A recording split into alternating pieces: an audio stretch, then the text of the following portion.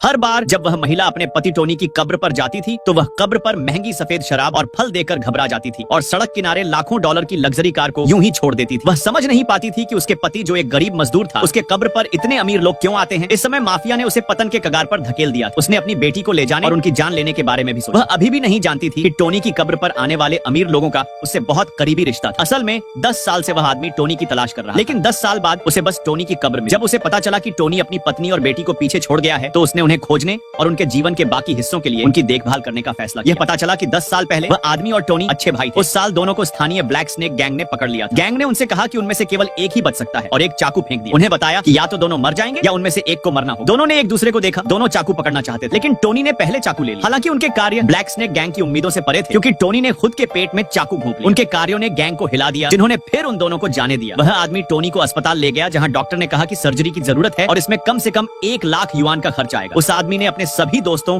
और रिश्तेदारों से पैसे की भीख मांगी, लेकिन जब वह अस्पताल के कमरे में पहुंचा तो उसने पाया कि टोनी उसके लिए एक पत्र छोड़कर चला गया। टोनी उस आदमी को नीचे नहीं घसीटना चाहता था, इसलिए उसने चुपके से वहां से निकल जाने का फैसला। 10 साल जल्दी ही बीत गए और वह आदमी शहर का सबसे अमीर व्यक्ति बन गया। इन सालों में उसने टोनी की तलाश करना कभी नहीं छोड़ा। उसे अभी भी नहीं पता था कि टोनी वर्तमान में एक अस्पताल में इलाज करवा रहा था, लेकिन मेडिकल फीस के कारण बदमाशों द्वारा उसके साथ दुर्व्यवहार किया जा रहा था। उसकी आज्ञाकारी बेटी उसके इलाज का खर्च उठाने के लिए हर दिन सड़कों पर बोतलें उठाती। मरने से पहले टोनी ने अपनी बेटी को एक फोटो दी। यह उसकी और उस आदमी की तस्वीर। उसने उससे कहा कि अगर उसे कभी कोई परेशानी आए तो उसे उस आदमी को ढूंढना चाहिए और फिर वह इस दुनिया से चला। जल्द ही उस आदमी के अधीनस्थों ने बताया कि उन्होंने टोनी को ढूंढ लिया, लेकिन वह पहले ही मर चुका था। वह आदमी गुस्से में आ गया और उसने अपने आदमियों को उसकी मौत के कारण की जांच करने का आदेश। टोनी की मौत के लिए चाहे जो भी जिम्मेदार हो, उन्हें उसके गुस्से का सामना करना ही पड़ेगा। एक दिन जब टोनी की पत्नी सड़क पर सामान बेच रही थी तो अमीर आदमी उसके व्यापार में मदद करने आया। वह 3 साल से उसका पीछा कर रहा था, लेकिन वह अभी भी अपने पति से बहुत प्यार करती थी और किसी और से शादी करने का उसका कोई इरादा नहीं। अचानक कुछ गुंडे परेशान करने लगे। अमीर आदमी ने हस्तक्षेप किया और उन्हें भगा दिया और महिला से कहा कि वह उसके साथ रहे। वादा किया कि वह उसकी रक्षा कर सकता है, लेकिन उसने फिर भी उसे मना कर दिया। अमीर आदमी नाराज नहीं था, वह मुस्कुराया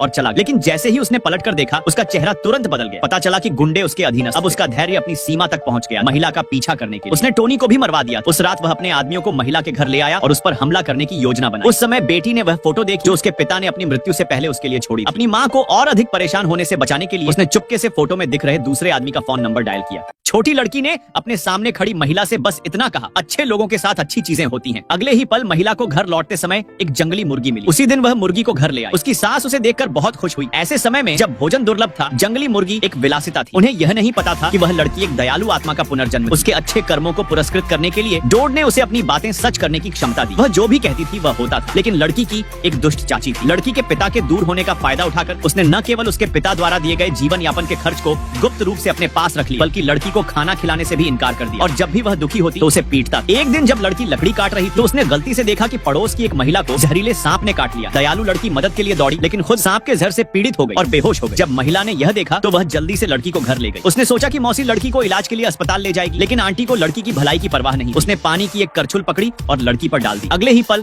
लड़की जाग गई। पड़ोसी की डांट के बावजूद आंटी शांत होकर वापस खाने चली। यह देखकर पड़ोसी को गुस्सा आया, लेकिन वह सिर्फ इतना कर सकती थी कि लड़की को कुछ अंडे दे दिया। उस अकेले व्यक्ति को देखकर जिसने उसके साथ अच्छा व्यवहार किया था, लड़की ने खुद से कहा, अच्छे लोगों के साथ अच्छा ही होता है। जैसे ही लड़की ने यह कहा, महिला बाहर गई और उसे एक जंगली मुर्गी मिली। साथ ही पास में कई जंगली अंडे भी मिले। उसने सोचा कि यह सिर्फ उसकी किस्मत, लेकिन उसे नहीं पता था कि यह सब लड़की की वजह से। हालांकि उस शाम लड़की को उसकी आंटी ने पीटा। उन्होंने उसके पास एक अंडा पाया और उस पर घर से चोरी करने का झूठा आरोप लगाया। भयभीत लड़की ने जल्दी से समझाया कि अंडा उसे पड़ोसी ने दिया, लेकिन तभी वह बेहोश हो गई। आंटी की बेटी ने एक दुष्ट योजना बनाई। उसने अपनी माँ को सुझाव दिया कि वह पड़ोसी के घर जाए और परेशानी खड़ी करे, यह दावा करते हुए कि लड़की के अंडा खाने के बाद उसे फूड पॉइजनिंग हो गई और उसने हर्जाना मांगा। महिला अपनी बेटी के चतुर विचार से रोमांचित। वह तुरंत पड़ोसी के घर गई और हंगामा मचाते हुए कहा कि लड़की ने आज उसे बचाया है और पड़ोसी को उसे पैसे वापस करने चाहिए। उसने $10 और जंगली मुर्गी की मांग। इससे पूरा परिवार भड़क गया और उन्होंने महिला की पिटाई कर दी। लेकिन तभी लड़की अचानक जाग गई।